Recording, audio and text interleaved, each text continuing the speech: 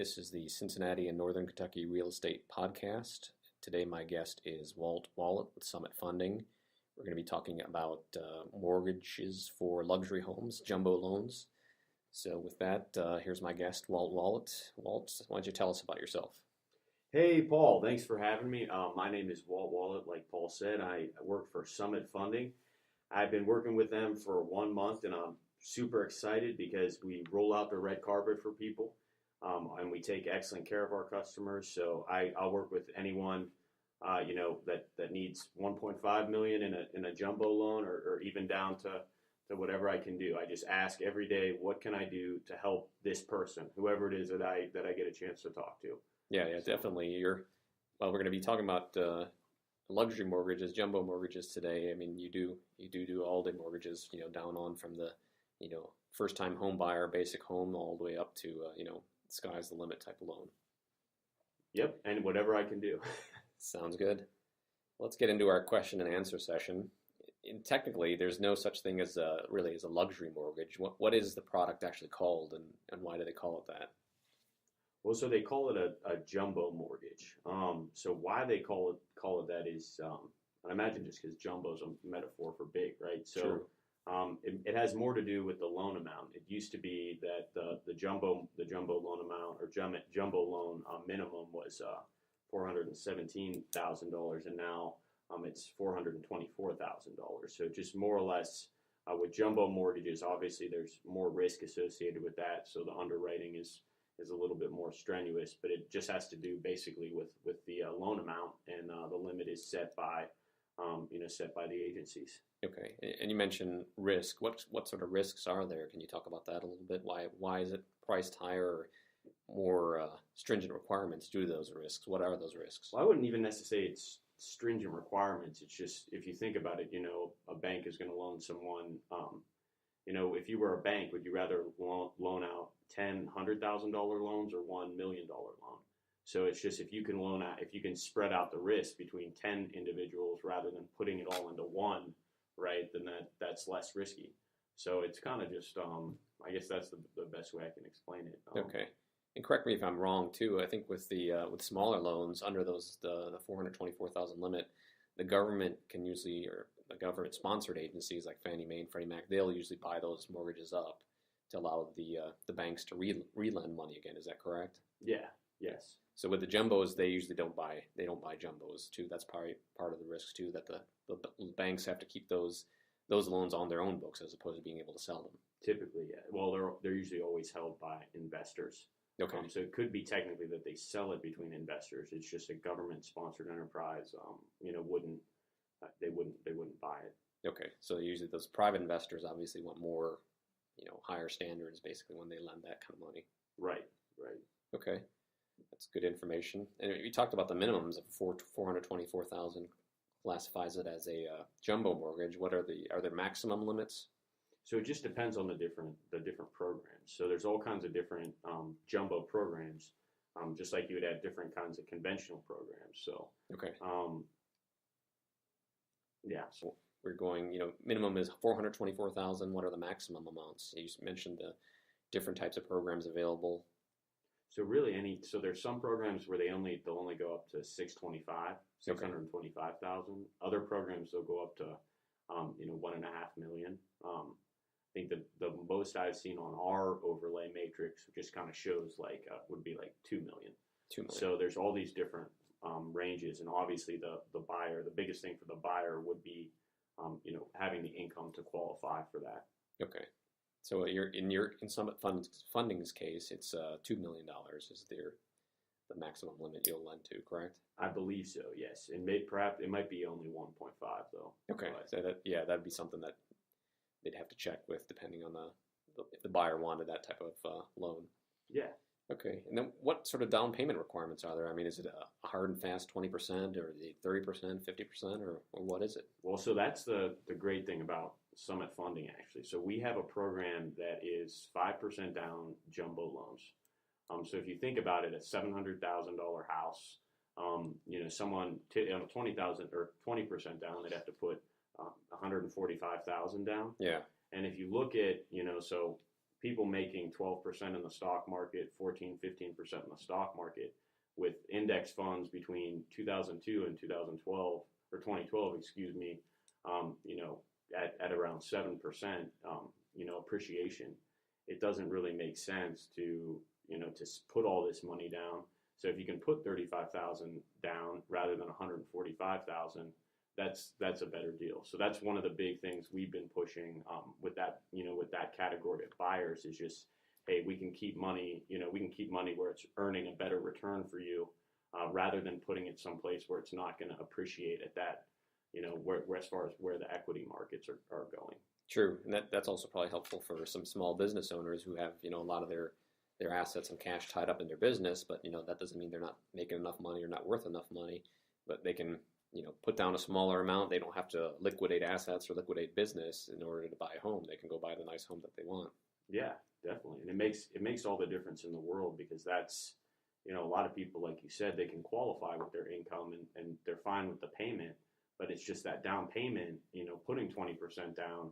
If that's taken away from someone's rainy day fund, right, or it's taking money out of the market where they're earning a better interest rate than 4 or 5%, it doesn't make Great sense. question. Yeah, exactly. It really just depends on the program and the 5% investor. down, Okay. So mortgage insurance is on some programs, and then it's not on other programs, which is kind of different and weird. Okay. The way to think about it is that if you're not paying mortgage insurance, more than likely you would end up with a higher interest rate. That makes sense. So yeah, it really just depends on the program. It's kind of interesting that everyone, all the small loan amounts have to pay mortgage insurance, and then the big ones don't. But then again, it's just you have to look at the programs and run numbers for all the different possible scenarios for a person. Okay. And is the mortgage insurance, is that going to be like a percentage of the loan, or is it a percentage of the monthly amount? How does that work? So it would be based on loan amount. So it's based off a percentage. When you price mortgage insurance, you get like a monthly rate. So it really could just, and that rate is obviously connected to the loan amount. So it's tied to credit. It's tiered in as far as like the interest rates for a mortgage. It's tiered in the same way. So if you have a 740 credit score, you're gonna have a better mortgage insurance rate than someone with a 690 credit score, as an example. Okay, that's a good point, and brings us into the next question. About credit score requirements. Are there usual minimum credit score requirements, and how does the credit score work in terms of the interest rate as well? So really, interest rates, to kind of work backwards, interest rates work in tiers. So and they go up in terms of 20. So like a 700, if you have a 700, you're not going to get as good of an interest rate as if you had a 720. A 740 would be better than a 720. Okay. So it kind of works. It works in that regard. Now, as far as credit score minimum requirements, a lot of them are 700.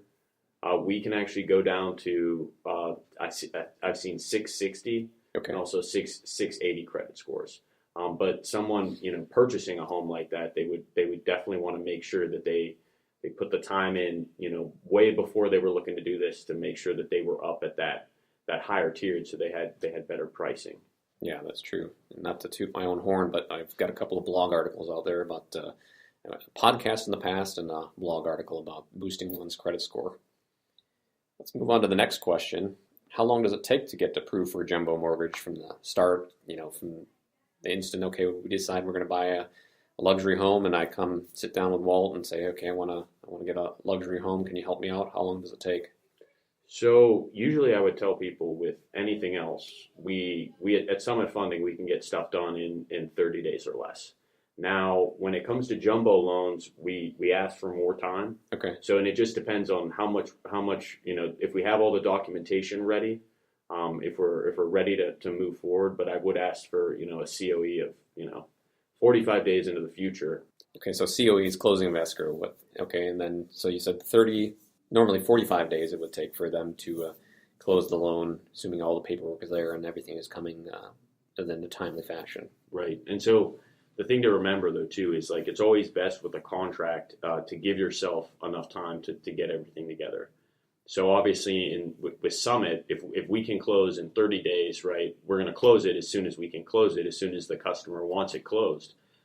As soon as we can make it happen, it's going to happen. But we like to have 45 days in that kind of case, so that we can make sure that we cross all the T's and dot all the I's, if you will. Yeah, so that gets built into the offer, and that's from the real estate agent side. Just making sure that they're coordinating with you as the loan officer, that they're also, they're getting money for the luxury mortgage, for a jumbo mortgage, and they need to put the appropriate amount of time there in the offer to make sure that 30-day closing doesn't is probably not going to happen. So you're looking at 45 to 60 days, depending on the mortgage process. Yeah. Okay. So how best can a luxury home buyer prepare for the mortgage application process? What do they need to do beforehand? Well, I would say, so the most important thing is to talk to a loan officer. So get all your paperwork together, right?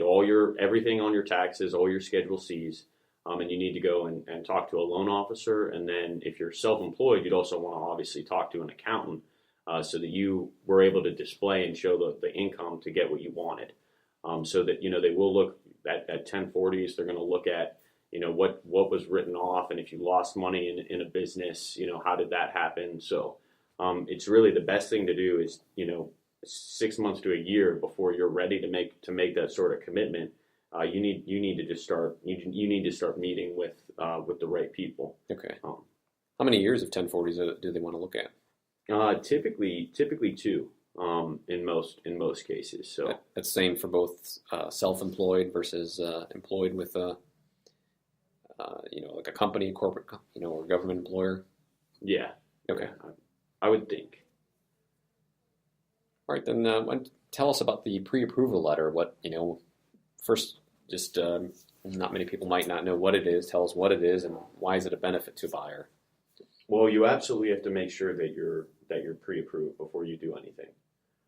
So before you start spending money on appraisals and home inspections, and you really want to make sure that everything is taken care of. So a real pre-approval would mean that you have all of your documents with the loan officer. They've run automated underwriting. They've had underwriters even in the case of jumbo loans look at it. And they know that this is going to work and that they can get it done within the allotted time frame. So pre-approval letters, they more or less show that, hey, this buyer is serious.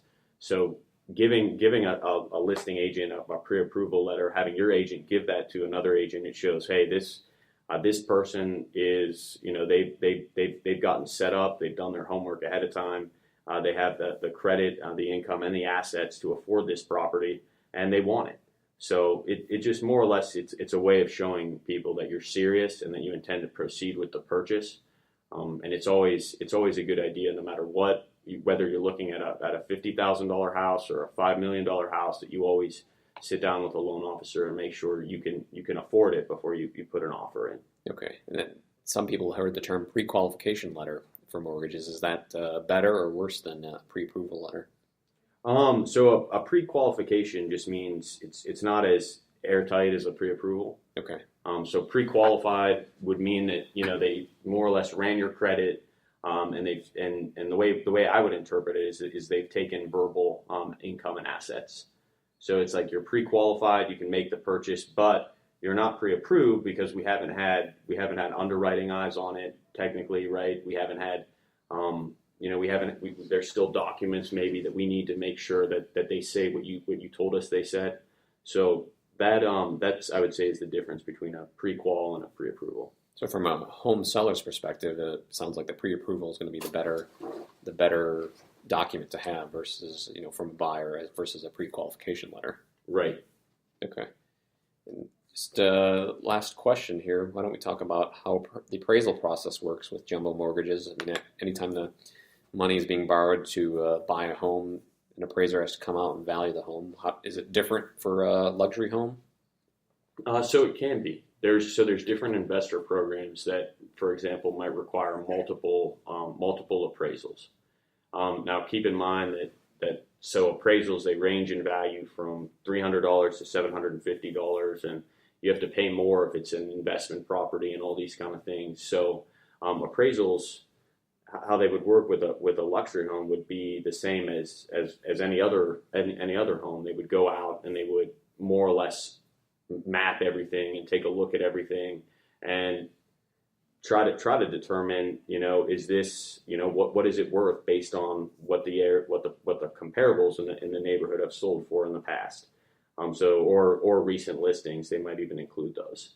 So it's a way more or less for them to say this collateral, this $1.5 million house, this is worth $1.5 million. And then the bank will say, okay, we have an independent person that has given an opinion of value. And sometimes we'll need two of them, right? Separate from two different people. Absolutely, two different, completely independent of each other. And they'll say it's worth this much, and that's what, and that'll more or less get the bank to give the okay. Okay, that also accounts for some of the extra time is needed too, like you mentioned before, at least 45 days. Right. And it's important to talk about to make sure you sit down with the loan officer and you know what the program is going to be ahead of time, and you know what the costs are going to be ahead of time. Yeah, that's definitely what charges you're facing up front to get that loan. Well, that's all the questions I have for you today, Walt. Did you have any final thoughts you wanted to share? No, just, hey, make it a great 2017. Get out there. If you're looking to buy a home, make it happen. Interest rates are rising, and I hope you make it a great year. And thanks for having me on, Paul. Thank you, Walt.